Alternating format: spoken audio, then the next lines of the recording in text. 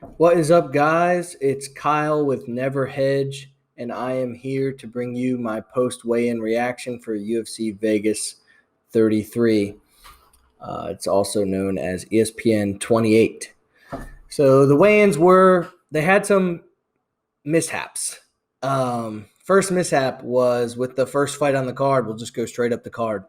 Is Orion Kosk versus Philip Rowe. So Orion Kosk weighed in 170.5, made weight pretty easily. He looked pretty good. He is small for the weight division versus Philip Rowe, who is huge for the weight division. He weighed in 3 pounds over at 173.5. The fight will go on, and he will forfeit 20% of his purse. Next fight, Trevin Jones versus Ronnie Lawrence. Trevin Jones made weight 135. Ronnie Lawrence could not weigh in.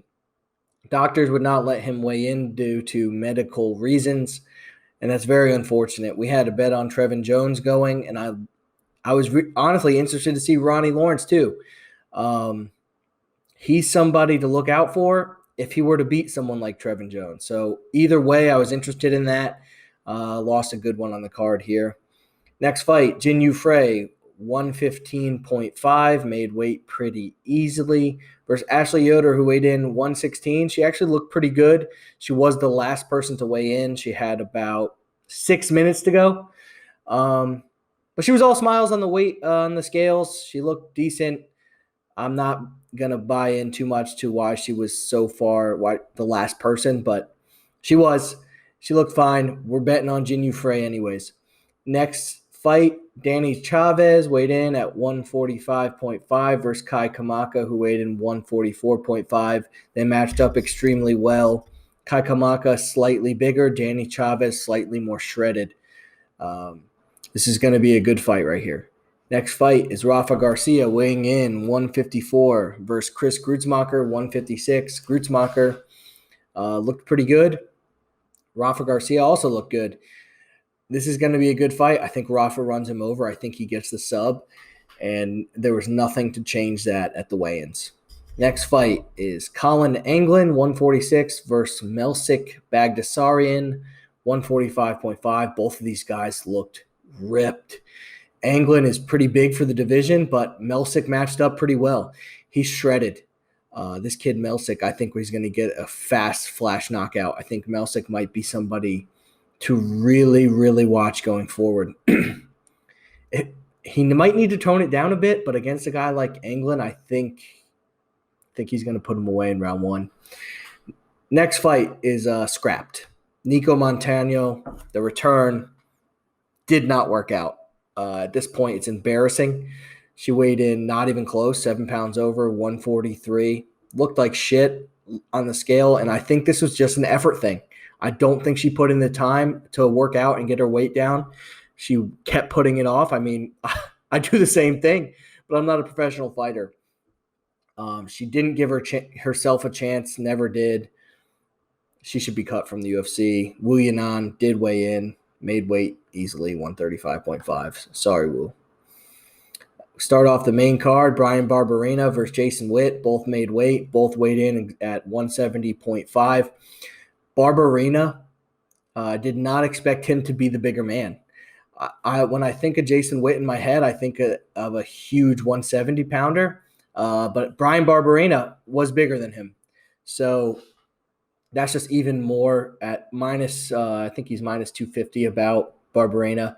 I think laying chalk on him is going to be worth it. Next up, Zaruk Adashev, 125.5 versus Ryan Benoit. Adashev made weight easily, 125.5. Benoit initially got on the scales. They said he weighed 126.5. That's 0.5 over. He stripped down, used the towel, and made weight right on the dot, 126. Big win already for Ryan Benoit, who has had weight issues in the past. And seeing him make weight first try, I was happy for him, and we will be betting on him tonight. Jared Gooden versus Nicholas Stoles. Gooden was one of the last people to weigh in. He did look to me to be extremely sunken. He does kind of have those crazy eyes all the time, so I don't really know how much weight to put into that. But Nicholas Stoles, Jared Gooden's another guy you think huge for the weight division. Nicholas Stoles was way bigger. Nicholas Stoles is huge. I think he wins this fight. I think he wins it easily. Next fight, Cheyenne Buys, 116 versus Gloria DePaula, 115.5. Both made weight. Both look good. Gloria DePaula does have the height advantage here. I'm still thinking that the UFC knows something we don't, and they're high on buys. Looking at her regional scene stuff, she did look good. She's extremely aggressive, and I think that'll be enough to put DePaula away. Next fight, Kyung Ho Kang coming in with the hair. He looked good. Looked like something out of a video game with that hair. Weighed in 136 versus Ronnie Yaya, 136. And Ronnie Yaya, just watching him walk around the stage, he looks old. I can't bet it. I can't bet this fight. I think Ronnie Yaya is going to win. But I just can't get myself to bet on the Ronnie Yaya fight. Main event, Uriah Hall, 185.5 versus Sean Strickland, 185. Both guys look great. Sean Strickland was joking around at the face-off, saying he looked sloppy next to a shredded Uriah Hall. I didn't think he looked sloppy. He looked good. And everyone knows you don't necessarily have to be the most jacked guy in the room to win a fight. Fedor has proved that. Multiple guys have proved that over the years. Let's get into our official bets. I like to wait until after weigh-ins every week to get our official bets out. And this week, we're starting out with a dog. Jin Yufrey, plus 110. We're going to bet 1 unit on her to win 1.1 units. I just think that, especially after watching after watching Yoder weigh in last, I can't trust her. I already didn't trust her. She weighed in last. I think Jin Yufrey takes this one with wrestling. Next bet, Kai Kamaka, minus 122. We're betting 1.22 units to win 1 unit on Kai Kamaka. I think he's going to be the more aggressive guy. I think he's going to be able to use his wrestling. I'm not ready to give up on Kai Kamaka just yet. Next bet is going to be a 2-unit play. 2.6 units on Ryan Benoit at minus 130 to win 2 units. I think he wins. Like I said, I think he had a big win already at the weigh-ins, and we're going to see Ryan Benoit prove why he belongs in the UFC and maybe Zaruk Adashev does not. Next bet, we're going to go back to our unders that did us so well last week. We're going to do Rafa Garcia versus Chris Grutzmacher under 2.5 rounds. I was shocked to see this at plus money. It's plus 105. We're betting 1 unit to win 1.05 units. You will see that again. Just a hint for the parlay section. Next fight, we're going to bet, and the last fight for straight bets is going to be Colin Anglin versus Melsik Bagdasaryan, and that's going to be under 2.5 rounds. Another one I was shocked to see the plus money at under 2.5. I get it under 1.5, but the 2.5 is what got me. And we got plus 112, 1 unit to win 1.2 units. Then we're going to start the parlay section off right there. We're going to parlay Rafa versus Grutzmacher under and Anglin versus Bagdasaryan under. That gets you plus 334. Bet 1 unit to win 3.34 units.